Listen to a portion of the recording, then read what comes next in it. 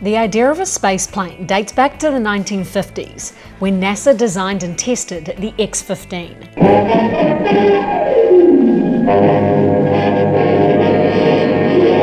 A piloted aircraft fitted with a rocket engine, dropped from a B-52 mothership, reaching a top speed of Mach 6.7 before gliding back to Earth. 3 X-15s flew a total of 199 times through the 60s before retiring. Now a startup at one of the most southern points on the globe is taking it commercial. Dawn Aerospace has flown its Aurora Mark II suborbital spaceplane 62 times, reaching supersonic speed at 82,000 feet. And it all starts here in New Zealand's stunning South Island. The vast majority of aerospace startups over the last decade have demonstrated how to torch hundreds of millions of dollars and spend a decade before you got to a product. Like, this was intended as a prototype demonstration of the first vehicle ever to fly to space twice in a day, and that should be a Wright brothers moment really for reusable spaceflight. The thing that we didn't realize at the time was high cadence, reusable, low-cost spaceflight is very valuable in and of itself. Actually, the aircraft industry and aircraft sales is a way, way bigger industry than rockets. In an early seed stage VC pitch, you know, all of these things everyone knows is pretty fictional, really, and it's just a hope and a dream. But to actually get to something that matches that and even exceeds that, even though you had to pivot a bit along the way, is pretty awesome, really. Could a spaceplane be the secret to making accessing space as cheap and common as commercial aviation? Stephen and James Powell are 2 of Dawn's 5 co-founders. They're also brothers, whose parents' archive proves they had a thing for speed early on. Their company has so far raised $24 million US with this working prototype. Introduce me to it, what are we looking at? Yep, so this is the Mark IIA, Aurora we call it.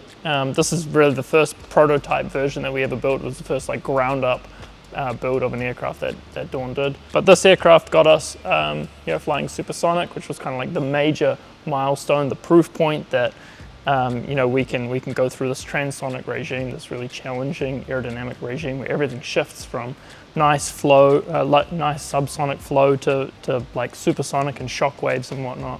It still has all the same fundamental physics of a rocket behind it, in that it's a really high thrust thing, and you got a lot of fuel. You got to burn it all to get really, really fast and really, really high. But main difference, obviously, with an aircraft is there's no cockpit.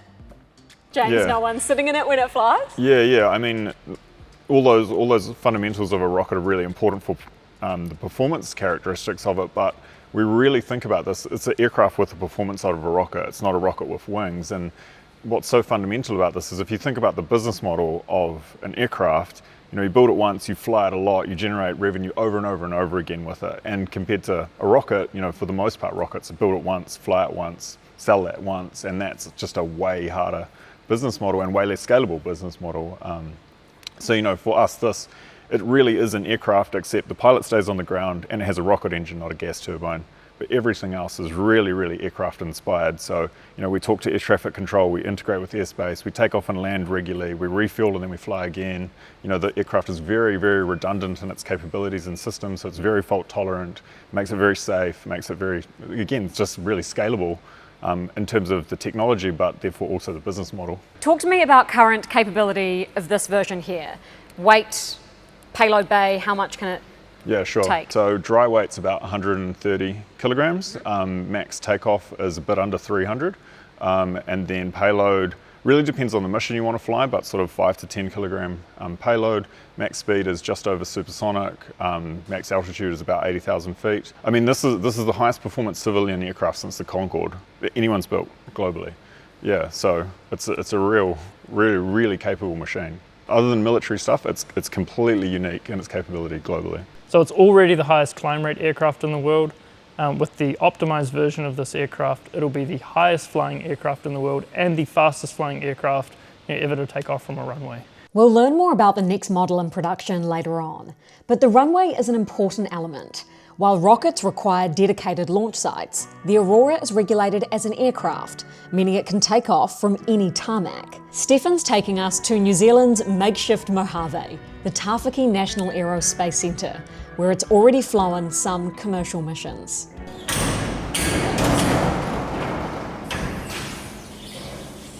Yeah, so we're out at Tawhaki. This is where we fly Aurora. The magic of this place is it's a relatively simple place, but Aurora turns a simple place like this into a spaceport. And that's effectively the point, right? Is to turn airport infrastructure that already exists, like this tarmac we're on now, into spaceports in the future. Exactly. Like we can do this from many, many different places. This is awesome for us because it's really close to our key location. Like all of our engineering for the Spaceplane is in Christchurch. This is only an hour south.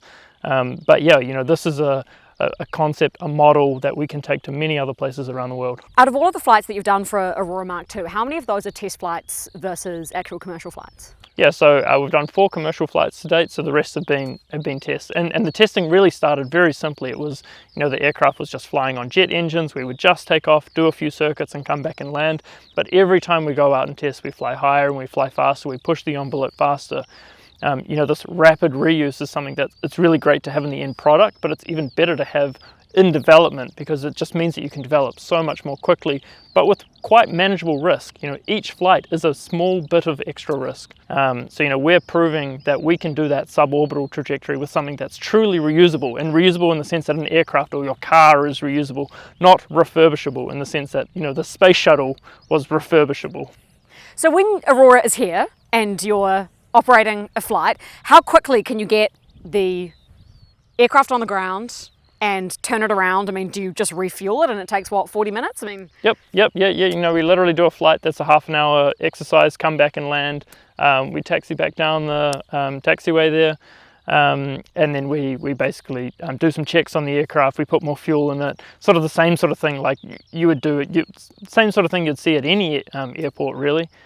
Put more fuel in it, load up a new mission and roll it out onto the runway and fly again. So what does that ground time look like pre and post flight? It's about, we've demonstrated turnaround times of 6 hours. That's in an R&D context. 4 hours should absolutely be doable. Is that where you want to get it to? 4 hours so that you could do 2, maybe even 3 flights in a day? Yeah, exactly. Yep. That's where we want to get to. And talk to me about the location advantage of being somewhere that's not only this beautiful, but this free. I mean, there's like no one else around. We're standing on the tarmac. There's kind of almost no rules apply here, right? To be able to test. Yeah, absolutely. This is absolutely magic. Talking to European or US partners about this, the access to such a launch facility is just it's gold dust for them. So many US hypersonics or high-speed aircraft programs go either to Guam or to Australia, or they require dedicated rocket testing facilities. They have to exclude other airspace users. It's really, really challenging. But the fact that we have access to a relatively austere environment only an hour south of Christchurch is fantastic. We can go flying out over the ocean. There's almost no air or sea traffic out there. So this is just the perfect sandbox to be doing these really difficult problems. We can solve them out here. But Aurora's pilot isn't based out here. When the rocket-powered aircraft flies, it's controlled remotely from the ground. That's a skill Iago Amaral has specially trained for in this simulator. All right. Cool, take a seat. Brazilian Tom Cruise, show me how it's done. Yeah, I'll be flight director today. Then we've got Colonel here, Iago in the middle, on the stick and rudder pedals and so on. And then you can play our navigator today. What does that entail? Yeah, because I'm definitely underqualified for whatever that is. We'll watch all that traffic. So we've got a live feed, so that's all real-time traffic. So when we get ready to go, you've got to make sure there's no one like that in our way. Ground rolling and start rotating. Landing gear goes up. What? And then I'm gonna turn to heading 150. You're climbing quick. Yeah. You're already at 2,000 feet, Yeah. 3,000 feet. Yeah, just getting started too. 0.8 Mach, Yeah. 30,000 feet. Cool. So we're above all that traffic you were watching out for now as well. But this is a key. Making this all user friendly is a really important part of making it very, very scalable and very usable because it's just something you can rapidly get all the information you need to fly safely. And you make it look easy, but is it actually easy compared to? After a lot of training, a lot of hours on the sim, you get used to it. It becomes second nature in this case. How sensitive is that joystick? Very? A little bit, yeah. People complain a lot. So yeah, we're ready Mach 3 to 200,000 feet. And we're sitting here, largely chilling. Yeah. Pretty much. And the engine is it's off right now. So if you keep an eye out here, so the sky's black now because we're looking into space, but as Iago pitches back in a little while, you'll start to see the horizon come back. Yeah. You want a quick go? You're going to let me get on it? Are you Yeah, sure? Yeah, well, I mean, wheels up. Flip that forward. Oh God, there's so much going on. Yeah, go. And wheels it up. And just keep going up? Yeah, just gently incline. You're not quite flying exactly the trajectory we want, but you're not crashing. I'm also going towards a commercial aircraft. Yeah. You kind of, yeah, there we go. You're at 50,000. You need to find a place to land here. We do. Would you like to try this road here? Land on the road? Yeah. You're a maniac, let's do it. As good as any. Yeah. That's right. Why am I on an angle? Oh my God. I'm about to crash it. I'm bouncing on the ground. That was shocking. You made that look so easy. It's really hard to stabilize it as you're coming into land because it's so sensitive. Thanks, guys. That was cool. Unreal. Just clarifying, that was a simulated flight. No hardware was harmed in the making of this episode. When this operation is done right, it's actually a critical component of Dawn's business. It not only plans to produce multiple Aurora aircraft, but also operate them for purchasers using their in-house flight software. So what does she cost? Purchase price for one of these? Well, there's the public deal. We're not just providing the aircraft, but the parts, service and maintenance for 100 flights, operating team doing all the licensing, all the associated services and everything. That's a public partnership that we have with the state of Oklahoma. We can provide that whole, essentially setting up a mini airline for them is 17 million US. I was going to say that kind of makes Dawn like a potential Airbus Boeing. Ultimately, you become the manufacturer of a super high performance aircraft and then the OEM in terms of all the maintenance of it, but you're also providing ops. So yeah, like an airline. Yeah, exactly. And this is another interesting part to think about the business model. And like going back to your question of what does she cost, it's sort of, well, when you buy an aircraft, you don't just buy it out of the factory and that's it, because you want to run it for a long time. You want to do a lot of flights, and so you've got to have parts, maintenance, servicing, all that kind of stuff. So again, it's actually much more of an aircraft OEM model, business model, than a rocket by one flight, by one. Exactly. We're not just selling a single one-off service. We're really selling an enduring capability. The unit economics of space transport are already improving, thanks to players like SpaceX, Blue Origin, and Rocket Lab. So I wanted to get a better understanding of the exact problem that Dawn is trying to solve. But first, here's a very quick ad for the sponsor of this episode. 1NZ just hosted their AI Elevate event, bringing curious executives together from around the country. It's a chance to have a deep and honest conversation about where we're all at with AI, how we can use it better to boost productivity, reduce costs, and also bring people along for the ride. AI is the next generation of technology hitting us fast. Our aim is to be the most AI-enabled telco on the planet. We're working with a whole range of partners globally to make that happen. Again, massive productivity gains for our business and for our customers, and we think it's the next growth industry opportunity for New Zealand. But to leverage the AI opportunity in front of us, we need a world-class connection. 1NZ is here to help you on that journey. Talk me through the economics of a space plane compared to a rocket. The payload weight is obviously smaller, even with your new higher performing version coming soon, but with more cadence and frequency of flight, that should make up for the lower mass to orbit?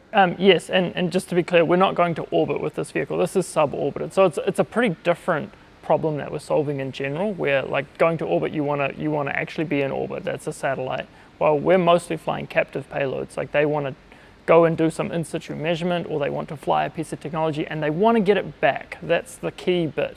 And then the second key bit is they might want to do the same test again only a few days later, so they can have that really high cadence. So the key bit of value there is actually the speed of science. If they want to go to orbit, yes, they get a really high quality microgravity environment, it's the real deal, but they don't get their thing back for a long, long time. So the unit economics that we can achieve, because we're not a single-use vehicle, we're a highly reusable vehicle.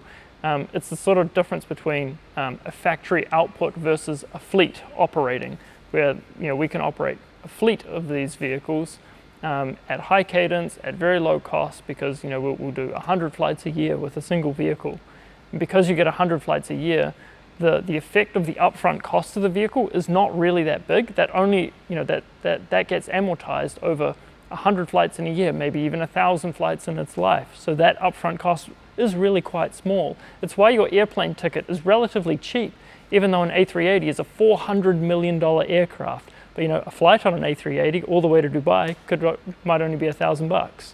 So that's effectively right there, the thesis for the cost that you ultimately want to get accessing suborbital down to. Are we talking eventually hundreds or thousands of dollars per flight? Sub hundred thousands of dollars for sure. Yep, it's absolutely achievable. Like you start to get towards an aircraft model where your cost of operations is primarily fuel, crew, and then any interaction you have with the customer. It's not quite a standardized payload just yet, so there's a bit of interaction there. But yeah, you can get down to 50 grand a flight easily. Just to be clear though, the aim is to get orbital. Eventually, yes, eventually. So we start with suborbit. That's where we prove out the really core technologies and prove out the unit economics, and then you can start to scale. At the first iteration of that scale will be the first stage will just be the reusable part, and you'll still have an expendable second stage, but eventually you'll get to reuse the second stage as well. And then you really just operate a fleet of aircraft and second stages that are able to bring things to orbit. So what kind of a customer is not only wanting a suborbital flight with your current version of Aurora next to us, and what kind of a customer would want to access orbit through a space plane in the future, as opposed to just paying for rideshare on a Falcon 9 or Neutron rocket if that's getting cheaper too? Yeah, so they're one and the same customers. The customers who want to fly suborbital payloads often want to test, say, a camera that is bound for orbit one day, but they want to prove that the camera works now, bring it up into a relevant environment, above the appreciable atmosphere, looking back down at Earth, show that it works, and then they want to go fly it to orbit. And many of them now don't want to just fly one satellite in orbit, they want to fly maybe hundreds or even thousands of satellites. So then you start talking about real scale.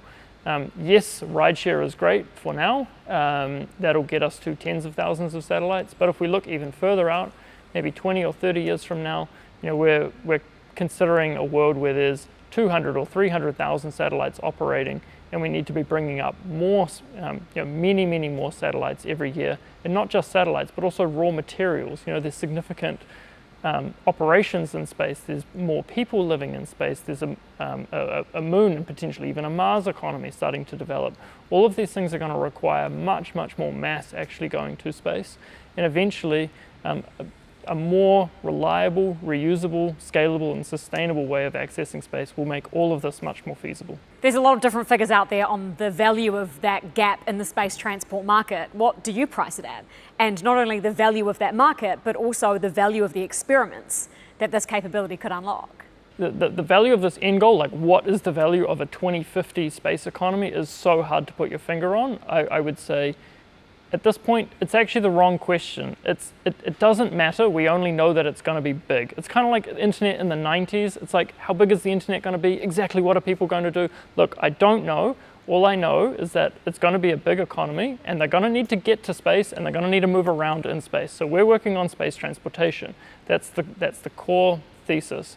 Now, the really interesting thing about how we're approaching the market is that even that orbital element is not a necessity for the business to be a success, because we're approaching this problem from the highly reliable, rapidly reusable, and scalable side, not the high performance side. We traverse a bunch of interesting markets along the way. So suborbital is our first major market. Then hypersonics and hypersonic research, developing the materials and the engines and the avionics and everything required to make transportation on Earth and potentially, point to point via space.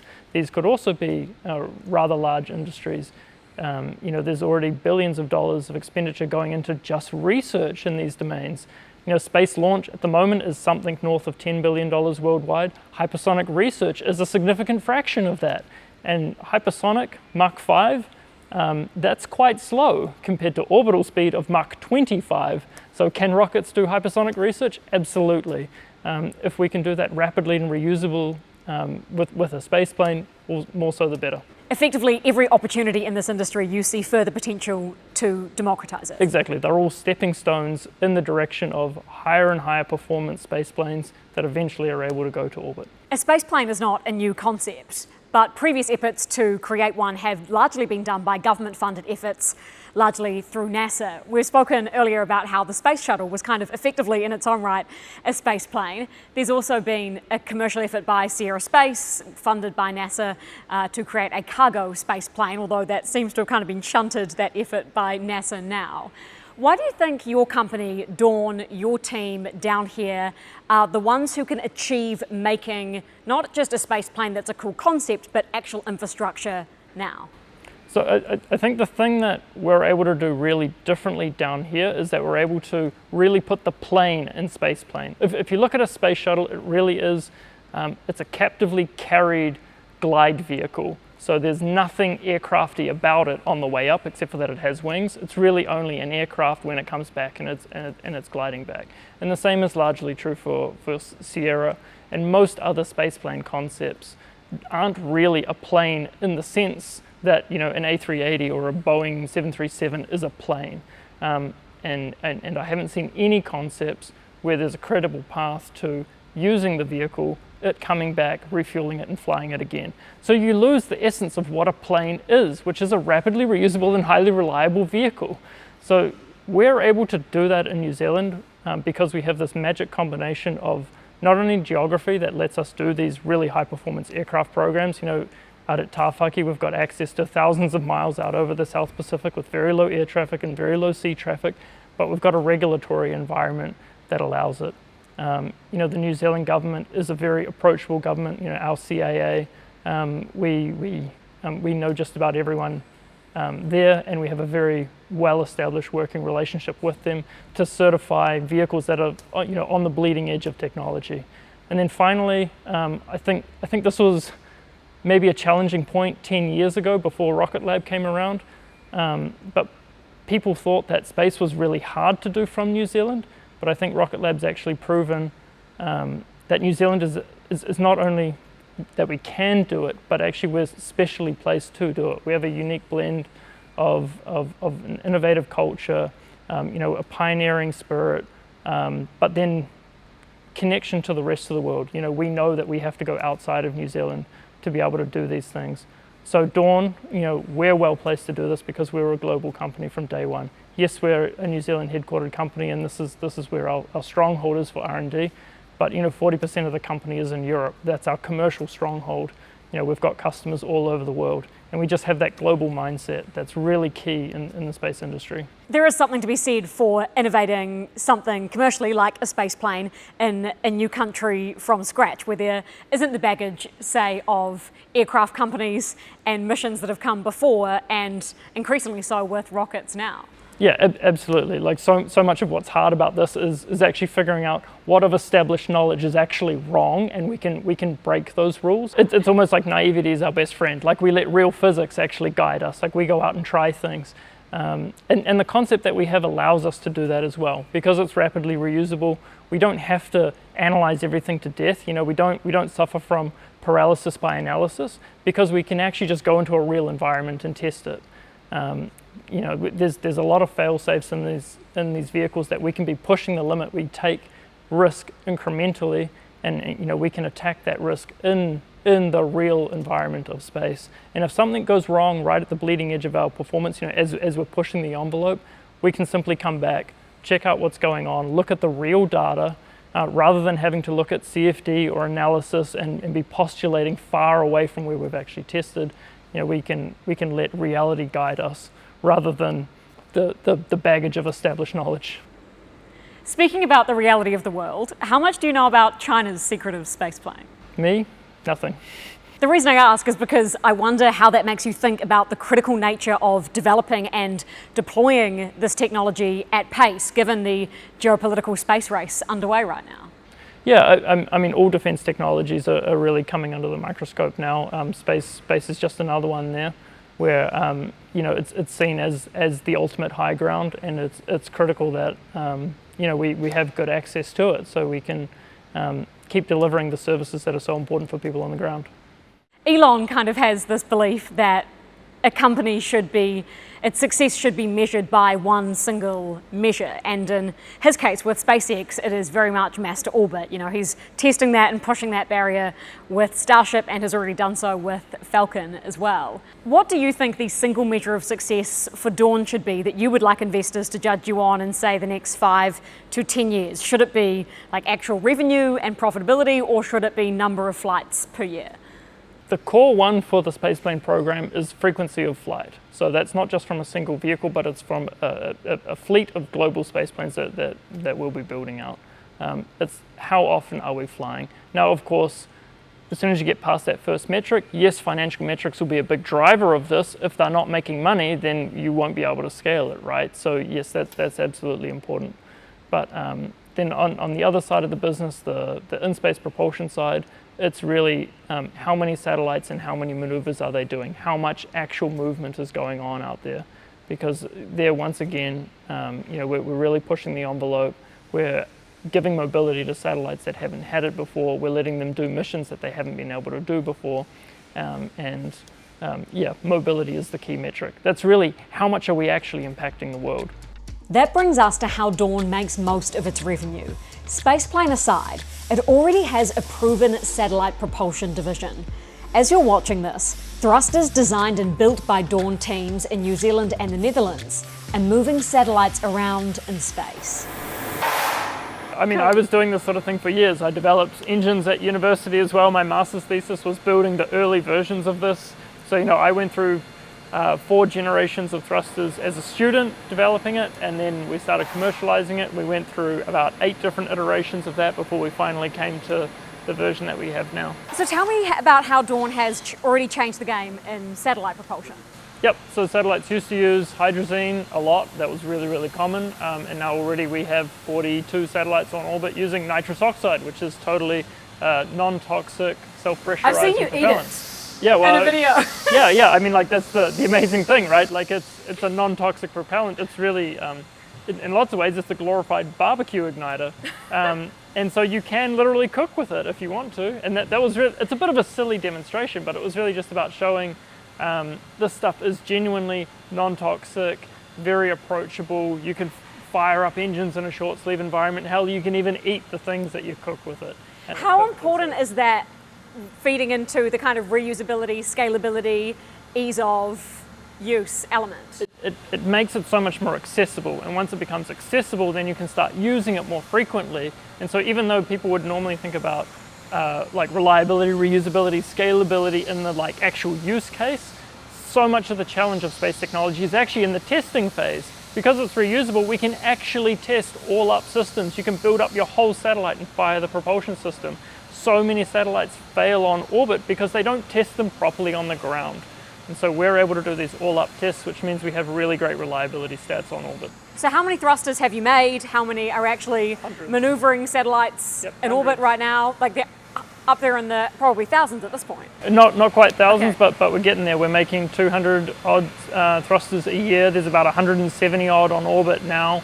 In the last year alone, about 100 were launched. Wow. Can you tell me who's launching that? Are we talking SpaceX, Yeah, so Rocket Lab, Blue O, anyone else? Yep, so the satellites that we build propulsion for, they fly mostly on SpaceX, but also Rocket Lab. The operators of those satellites are lots of European companies, increasingly American companies, as well as Japanese, Indonesian, all over the world. There's been massive innovation and scaling in satellites and the launching of them, but less so in the maneuverability of those satellites, which is what you do here with propulsion. Why do you think that alongside this demand in satellites, innovation in propulsion kind of hasn't kept pace with that to date, other than what you're doing here? Because propulsion is really, really hard. It's one of the trickiest bits of satellite componentry. It's often the most expensive single subsystem in the satellite, and there really just haven't been many vendors that have been able to get to a technology that's actually really, really scalable. If you try to scale old school hydrazine technology, it's just really hard to do because it's so toxic. Everything's hard to do. But because we took a ground up approach, we chose propellants that, from the outset were going to be more scalable, more sustainable. We had a bunch of upfront work in figuring out how to actually make this apply to satellites and make it work. But once we got there, we get to a technology that you can just pump them out, and so that's what we're doing. You're not alone in this kind of nitrous oxide mission to change satellite propulsion. Tom Mueller, ex-SpaceX from Impulse, is also with you on this. But how long do you think it will take for nitrous oxide to become the norm and accepted? Yeah, it's really just a question of like how successful are we as companies to actually roll this stuff out. Like, yeah, Tom Mueller's now coming in behind us. You know, we were proudly the first. We thought we were really going out on a limb with this new technology, and at first it was kind of like, oh, a little bit threatening that he's like such a well-established, incredibly smart guy, like, you know, ex-VP of propulsion at SpaceX. He's a legend, probably the most famous living rocket scientist alive. The fact that he chose nitrous as the propulsion for his company to pursue is actually really great for us and great for the industry, because we're not really fighting against each other. We're fighting against legacy technology. Exactly. This is about making the new technology the standard. That's our combined challenge. At the moment, satellite propulsion is 2/3 of the revenue of Dawn, but once you bring Aurora flights up to a certain dream cadence, hopefully multiple times a day, how do you see that kind of landing? Yeah, so I would say Dawn is sort of three major inflection curves, like three big S-curves. We're kind of halfway up the S-curve of satellite propulsion. That will keep growing at something like 30 to 50% per annum. But yeah, quickly, the Spaceplane side is coming online. You know, that will double in revenue quite conceivably in the next 12 months, and then probably double thereafter. So it will overtake in-space propulsion. But then the third wave comes in for in-space propulsion in sort of the late 2020s, and that's with in-space refueling. So all of this, you know, going from producing replacing hydrazine thrusters with non-toxic thrusters, that's a big iterative step forward. But the revolution is when you can refuel in space, and so that unlocks, hundreds of millions, if not billions, of revenue in space refueling. Aurora's future revenue will come from its next generation aircraft, the Mark II-B, currently in production. It'll look similar to the current airframe, but can reach max speeds of Mach 3.5 and altitude of 100 kilometers. The Kármán line, where outer space officially begins. To hear more about its improved performance, I'm catching up with the lead engineers. So I'm Ralph, I'm the program manager of the Spaceplane program. So I manage basically the entire engineering team and engineering effort here at Dawn. So I'm the lead system engineer, so mainly look after performance and then a little bit of stability and control as well. Awesome. And then James over here manages the money that helps pay for the big bet on Aurora. Yeah. That's kind of like the Motherlode cheat code though, isn't it? Being like the head of engineering, but also kind of managing the funding. Like, how does that all work? Well, it's it is an interesting tension, and it's something that's come up a bit because, you know, accounting is a very different skill set to engineering, but there's a real benefit to it. You know, if the guys are like, hey, we need to spend $1 million on something, and here's the engineering justification, that's much quicker, you would hope, for me to come to terms with that than someone who's like, well, I don't know what a vacuum chamber is, and like, why does that matter so much? And what do you mean you need 3 test cells and blah, blah, blah. So I think that lends to some expedience generally. Ralph, what do you think when you look at Mark II? Are you like, she's awesome, or we can do better, we're already making better?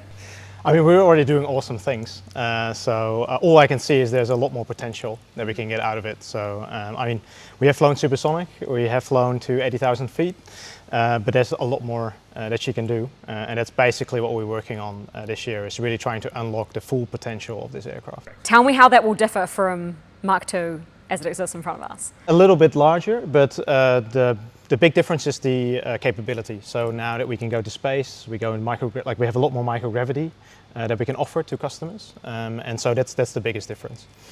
In terms of systems, like what, in terms of like the engine, the thrust, what more power needs to go in it to equal that higher performance? Well, I think we still got the same functions. It's just like much higher performance in like almost every single spectrum. So I think the engine, I mean, that's your baby, Ralph, is about 2 times the thrust. So, correct. Damn, that's cool. Yeah, and I think if you talk about Ma, I think 2 times the maximum takeoff weight, approximately. Almost, yeah. So it's like we package a lot more, as you say, often a lot more performance in kind of this same package, which is quite impressive. What everyone. So I mean, one of the really big changes going, like, this is this is quite a brick shit house of a vehicle. Like, you know, it's really built Don't to be, listen to him. in the best way. Like, it's built to be really robust and tolerate uncertainty, and that, you know, there's a compromise to performance that comes with that. You know, when you really build stuff to be just super strong, it's heavier than it actually needs to be. And so the Mark IIb, we don't have that available margin and performance and so on. So a huge amount of the work that Koen and the systems team have done is really help us understand the sensitivities of all aspects of design, so that you can make really educated trade-offs of, you know, what is the exact level of thrust you want, and you know, what mass does each subsystem need to be, and what's your takeoff speed going to be, and what altitude will you actually get to for that, and how sensitive are you to not burning all of your propellant? You know, if you burn 99% instead of 99.5%, how sensitive are you to all of these things? And by having a really, really robust way of analyzing and understanding that, and especially iterating that analysis rapidly, it lets you understand your sensitivities and therefore really trade things off in a very educated manner, so that you make the best decision of, you know, we need to really, really nail this. That thing we're not so sensitive to, so we're not so worried about that. This one is also really important, and so on. And that's the real power of systems engineering, is like, everything is a giant compromise. You know, Peter Beck says that a lot. Everything is a giant engineering compromise, and so when you've got a trade-off like mass versus amount of propellant versus thrust versus ISP versus a whole bunch of other things, systems engineering is what allows us to make those decisions well. And it's not like, it's kind of the SpaceX approach, I would say, but it's like we can fly and bring the aircraft back and then learn in that way. Mm-hmm. So it's not like a catastrophic failure. We actually bring it back, we iterate, and we can learn and then feed into the next vehicle, basically. Totally, and it actually opens up a lot of opportunity to be quite aggressive with your development as well, because, you know, if an experiment in terms of like a new piece of capability, if that doesn't work out, as long as you know how you will recover the vehicle and bring it back, it doesn't matter really that it didn't work. You know, you missed that test point, but you've still got the aircraft. Go back, look at the data, like Koen says, refine that system, you know, update the software, go fly again, sort of thing. Instead as opposed of a rocket to that might yeah, blow exactly. up, right? And then you don't get any of your hardware back, and you literally watch all of your money in your case and all of your hard work in the case of you guys just literally evaporate into thin air. Totally. Like, you know, developing a rocket is a part of what's so hard about. There's many things, but part of what's so hard about it is you only get one chance. You know. When you fly it, that's it, it's gone. It's got to work. I mean, even if it works, it turns up as ash, usually. So, and you're going to celebrate even the ash coming back down. Yeah. So exactly. When should we expect Mark IIb to fly? So we're aiming for the end of next year. Yeah, so I mean, like right now, like we're in a bunch of engine testing at the moment. So if we go out to the engine test cell, so we've done a bunch of firing in there of the current engine. Bunch of the airframe stuff starting to go through manufacture now, and you know, then all the ground qualification of that. Doing first iterations of like new flight computers and new avionics and all that sort of stuff. So we're kind of really getting into starting to build it out and do all the lab stuff now, and then start getting into full system qualification and then into flight, as Ralph says, late next year. Yeah, it's a bit of a build-up as well. Yeah. Like, you know, you do all this testing. That still doesn't give you any guarantees that it until will you work. actually fly, right? And Correct, then it goes up and comes back down so and does what it needs there's a lot to. of system-level testing that we do afterwards as well with the entire vehicle, where you bring it all the way to Tawaki and then do a lot of the checkouts, ground testing, and until everyone is happy, we'll proceed to an actual flight. Can I come back and film that flight? Oh yeah, you got to. That'd be so cool. Yeah. Unreal. Yeah. Lock it in. Yeah, definitely. Keep me posted. Yeah. Well, congrats, guys. Congrats on all the success. More to come. Yeah, thanks a lot. Just the start. Oh yeah, totally. Yeah.